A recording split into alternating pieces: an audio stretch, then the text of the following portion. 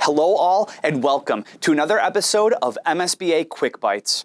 I'm Professor Dominic Sellitto, and today we're going to talk about visualization fundamentals, particularly the Gestalt Principles. But first, I need you to understand a little bit about what I mean when I say the Gestalt Principles. See, the Gestalt Principles, otherwise known as the Gestalt Principles of visual perception, date back to the early 1900s when a team of German psychologists set out to study how humans react and perceive different types of stimuli. Now, over the past century, the results of these studies have been adapted to help us to craft better visualizations that can reach broader audiences through the lens of 10 plus key ideas from similarity to proximity and beyond. Now, we'll talk about these different principles of visual perception in future MSBA Quick Bytes, but in this one, I'm more focused on convincing you why they're important.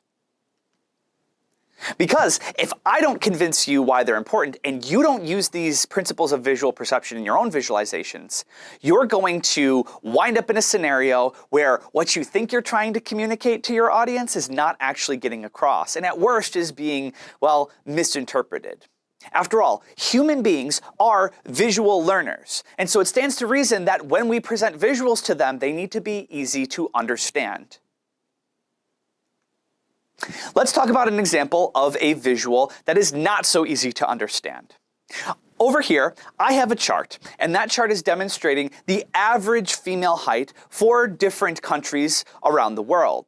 And if you look at it for more than a few seconds, you might see something rather odd. That odd component is that, for some reason, women in India are represented as minuscule in comparison to women, say, in Latvia. It's not hard to understand why this chart is looking in this way or why we perceive it as such. See, if we look at the y-axis, we can see that the y-axis, rather than starting at 0 like your standard graph might, it starts instead at 5'0" and tops out at 5'7". By doing this, by changing the scale of the chart, we change the perception of the viewer. And in this way, the average viewer will perceive a massive difference in height between women in India and women in Latvia, where there otherwise isn't that large of a difference in reality. And so the Gestalt Principles can really help us in creating better visuals that aren't as susceptible to misinterpretation.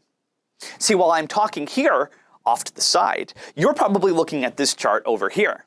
Now, this chart is actually using a number of the different Gestalt principles, namely similarity and enclosure, to try and communicate something to you without me even having to talk about it. And after a few seconds, you're likely to come to the conclusion that what I'm trying to communicate to you is that helmets, road bikes, and shorts are the top selling products at whatever company this is.